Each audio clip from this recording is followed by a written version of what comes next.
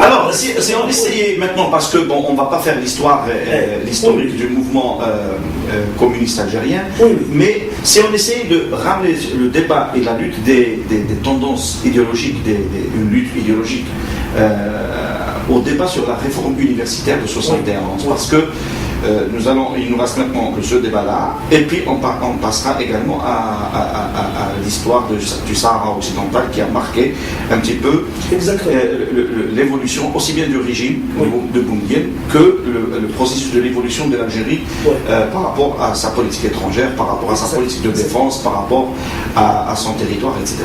Alors, la réforme de 71, lutte idéologique, débat de fond houleux à l'intérieur. Peut-être que l'Algérie n'a jamais connu autant de luttes et de débats que cette période. C'était sous l'égide d'un certain Mohamed Sadegh Ben Yahya en tant que ministre réformateur. Absolument.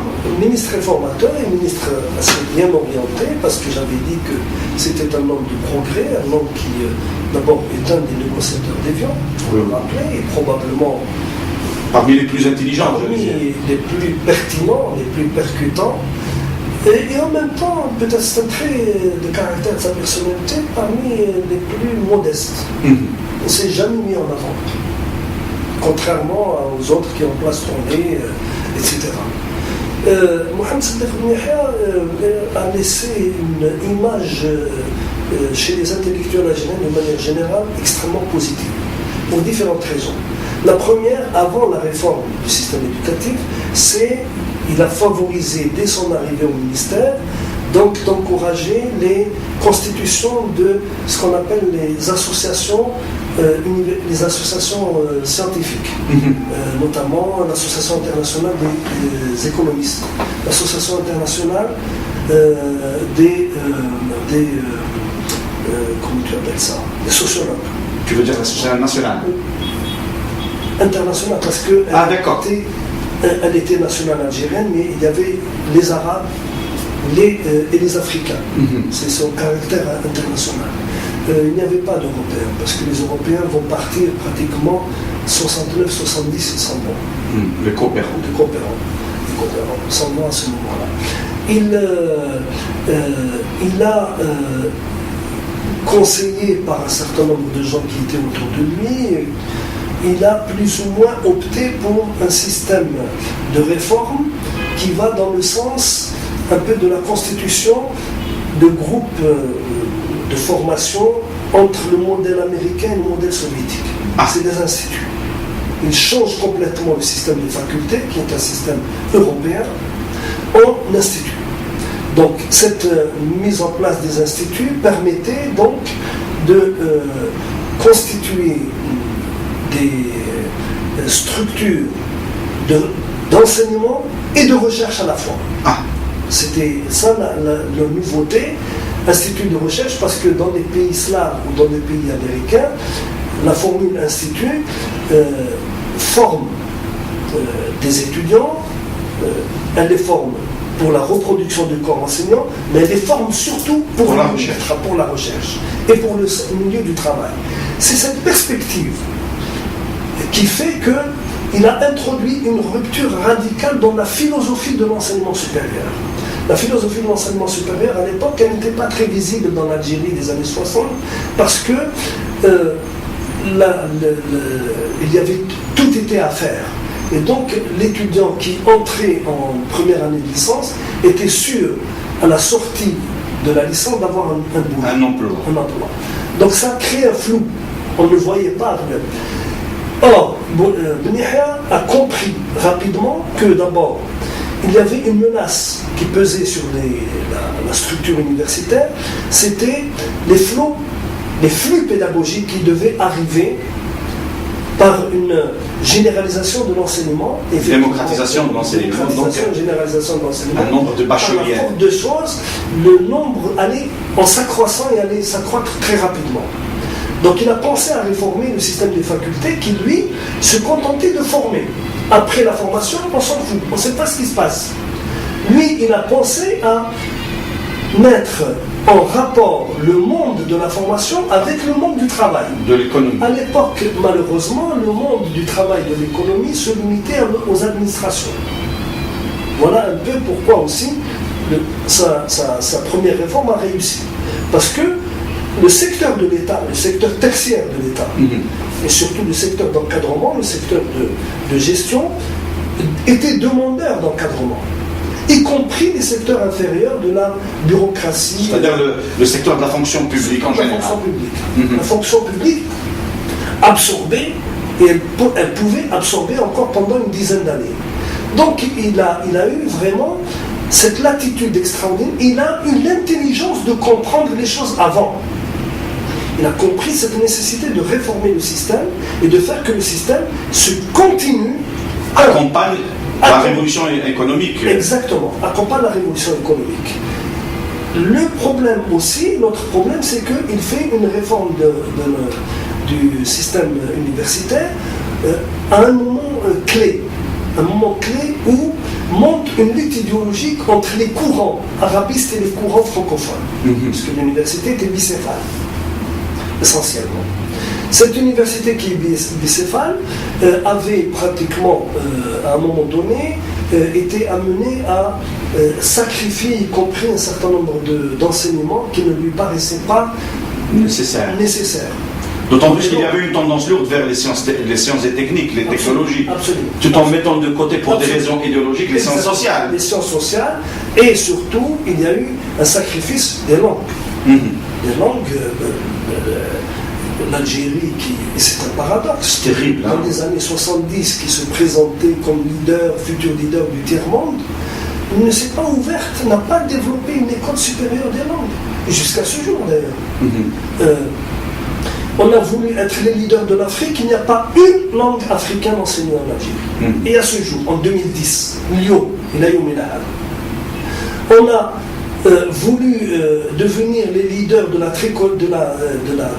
du non-alignement. Il n'y a pas une langue asiatique enseignée à l'université d'Alger avant les années 90. Le chinois et les japonais sont... Le chinois qui a disparu aussi. Qui a disparu.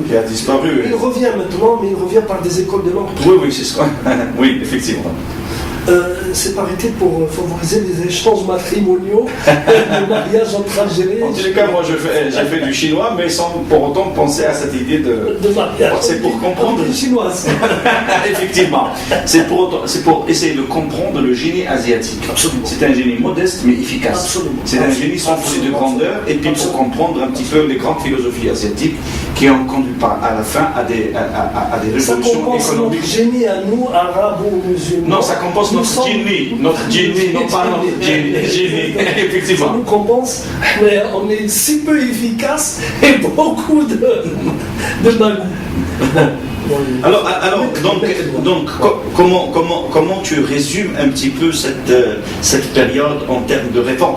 Parce que c'était la période, celle des années 70, période de Boumediene, soi-disant celle des révolutions. Système institutionnel, système universitaire, révolution agraire, culturelle, industrialisante. Parce qu'il va instaurer, par le fait de la charte nationale, il va instaurer un système électoral. Effectivement. C'est important. C'est très important. Boumediene prend tout le monde à contre-pied, y compris le FLN qui était très résistant à la chose. Il lance une opération charte nationale.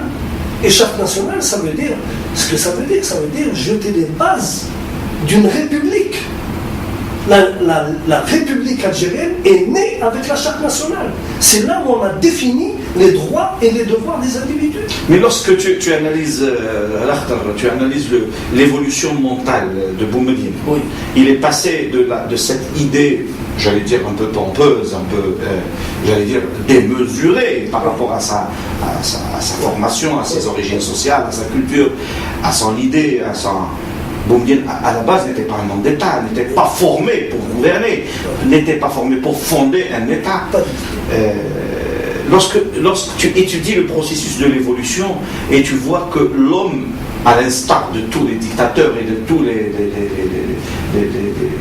régimes, j'allais dire, fermés de l'époque, qui étaient, j'allais dire, justifiés par un nombre de facteurs, essentiellement la guerre froide, qui faisait de ces régimes des régimes satellitaires d'un certain communisme à l'ex-Union soviétique, du PCES, etc.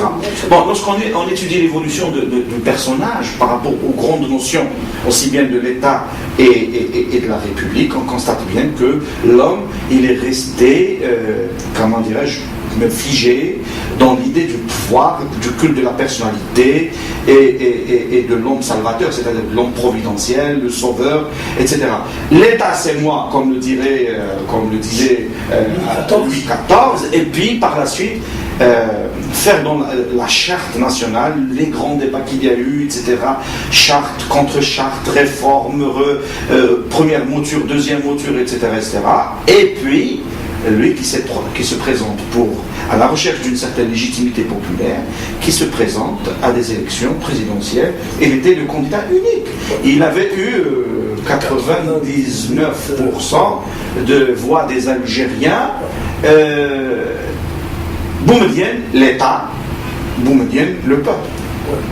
À ton avis, en analysant un petit peu le personnage, c'était pas le passage de Boumedienne l'État, Boumedienne le peuple. Je suis l'État, je suis le peuple, donc je suis le tout. Le problème, c'est que il y a quelque chose de bizarre dans cette histoire. Et probablement c'est une perversion. Peut-être qu'il n'a pas voulu, je ne sais pas, je conjecture, je dis modestement que je suis en train de conjecturer.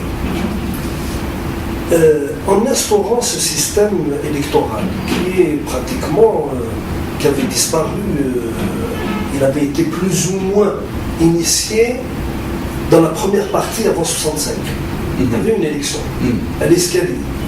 On peut dire qu'elle a été honnête dans le feu des premières années de l'indépendance, la forêt, etc. On a pu maniverner les gens, d'autant plus que Bombella nous a fait le coup de Jarnac, il a monté de toutes pièces une affaire avec les Marocains, il a fait la guerre des sables, sur laquelle des centaines d'Algériens sont morts, pour que lui, il vienne dépouiller les femmes de leurs bijoux. Tu résumes l'histoire à ça. À quoi? C'est ça ta lecture de la guerre des sables. Parce qu'on va, je voulais tout à l'heure, de toute façon, j'allais terminer par ça, en ramenant ce qui s'est passé en 75 à la guerre des sables. Parce que nous avons eu deux affrontements, deux confrontations directes avec le voisin, le Maroc, qui lui aussi avait des visées géopolitiques, stratégiques, etc. Il avait des problèmes internes aussi. Effectivement. Des problèmes internes assez sérieux. Donc tu résumes cette histoire de guerre des sables à ce. C'est vraiment, pour moi, c'est vraiment une caricature de. Non, l'intellectuel. Comment que les intellectuels de l'époque, toi, par la suite, des années 70, comment vous avez perçu justement cette histoire, cette double histoire aussi bien de la guerre des sables que celle de la question du Sahara occidental? Ce sont deux choses différentes, mais nous avions en face de nous le même adversaire, c'est-à-dire le Maroc. C'est-à-dire que dans la guerre des sables, effectivement, il y a eu la guerre des sables, c'est-à-dire la guerre de 63 avec les Marocains. Mais c'était pas une guerre en fait. C'était une escarmouche. C'est pas une guerre. Elle a quand même. La marche verte. Elle a quand même coûté la vie à des tas de gens, qui étaient des volontaires, des gens. En plus, il y avait une sinistre manipulation. Tu ne mets pas sur le front avec un fusil un type qui n'a jamais tiré de sa vie. Pourquoi ils n'ont pas envoyé l'ANP? Pourquoi ils ont fait, il a appelé à la mobilisation populaire. Ça montre parce que de l'autre côté aussi du Maroc. Ça montre bien qu'il est une opération démagogique. Mais de l'autre côté du Maroc, c'était exactement la même chose, la marche verte. Je ne parle pas de la marche verte, c'est 75. Oui, c'est-à-dire l'idée même de la. De 63, je te parle de 63. En 63, les Algériens qui sont allés à la frontière marocaine avaient devant eux l'armée des tambours marocains. C'est une armée de métier. En 75, c'est une autre affaire. En 75, Hassan II fait ce que Boumedienne a fait en 60. C'est ça ce que je voulais te dire. Oui, d'accord. Il a fait comme. Mais le problème de 63 aussi, c'était l'affaire de la montée des maquis. Il y a une affaire, Chabani dont on a parlé, relayée par l'affaire du FFS. C'est un pays en bouillonnement. Alors le pays en bouillonnement, quand tu as. Il lui fallait une guerre. Il lui fallait absolument un exutoire, et l'exutoire, ça a été la guerre avec le Maroc. Avec qui tu veux faire la guerre? Avec le Niger, avec le Mali. La France, elle est à veille. Avec Bourguiba.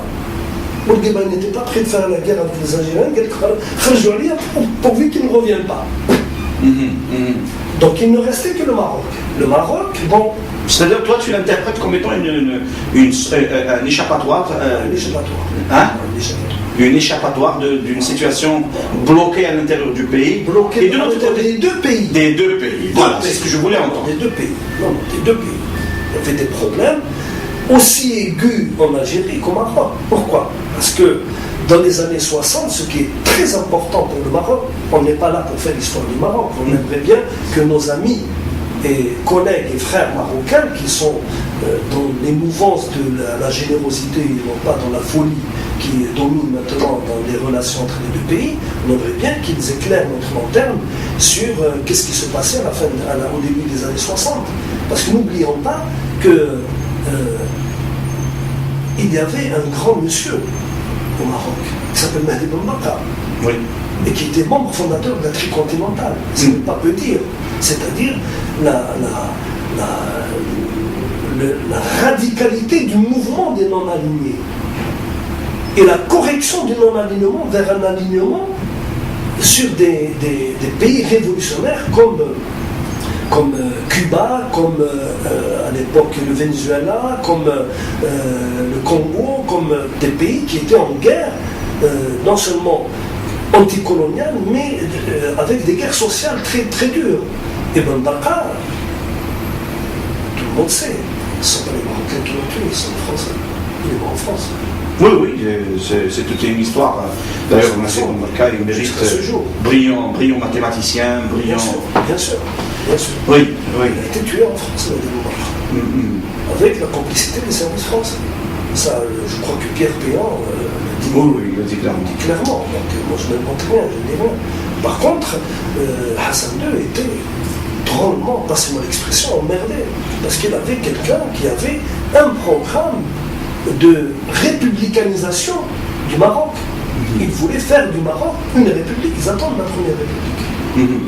Parce qu'à l'époque, précisément, le mouvement c'était l'USFP, l'UNFP. L'USFP. Non, l'UNFP, l'USFP, c'est plus tard. C'est plus tard, oui. Donc, le programme de l'Union nationale des forces populaires, c'était une républicanisation que le régime algérien plus tard va utiliser parce qu'il va plus ou moins soutenir les mouvements séditieux militaires. Une certaine opposition. D'autant plus que c'est ça, justement, c'est ça le paradoxe, parce que au moment où l'Algérie soutenait des mouvements souterrains, des mouvements d'opposition, il y avait beaucoup d'opposants marocains ici en Algérie, que l'Algérie finançait, etc. Et de l'autre côté, les opposants algériens majoritairement étaient au Maroc aussi. Et en voilà deux pays voisins, frères, que toute la culture, l'histoire, et à un moment donné, les régimes politiques qui produisaient des oppositions et qui finançaient des oppositions des deux côtés. Il faut reconnaître, avec un peu d'humour, qu'ils étaient en avance dans des questions de droit d'asile. Ah, d'accord. Plus en avance que l'Europe. Oui.